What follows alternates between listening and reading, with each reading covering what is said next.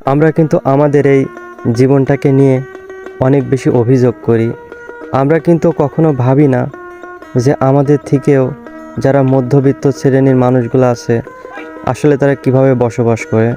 এই যে দেখুন, একটা বৃদ্ধ মানুষ জীবনটাকে সুন্দরভাবে চালানোর জন্য কিন্তু দেখুন যে খড়িগুলো আছে ওগুলো কিন্তু রান্নার উপযোগী করার জন্য ছোট ছোট করে টুকরো করছে।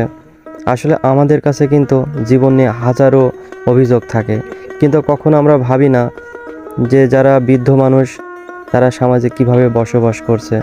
যদি একটিবার আমরা তাদের কথা ভাবতাম তাহলে কখনো হয়তো আমাদের জীবনটাকে নিয়ে আমরা এতটা অভিযোগ করতাম না। তো আপনারা যেখানে আছেন সেখানে অবশ্যই ভালো আছেন।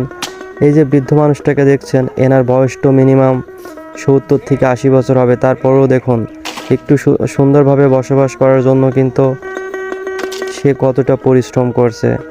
তো আপনাদের কাছে এতটুকুই অনুরোধ যে জীবন নিয়ে কখনো অভিযোগ করবেন না। আসলে জীবনটাকে আমরা যতটা ছোট মনে করি, আসলে জীবনটা কিন্তু অতটাও সহজ না। জীবনটা কিন্তু অনেক বড় একটা কঠিন একটা যুদ্ধক্ষেত্র মনে করেন। কেননা জীবনটাকে আমরা কিন্তু স্বাভাবিক মনে করি, কিন্তু আমাদের শেষ জীবনের কথাও একটু ভাবতে হবে আমাদের।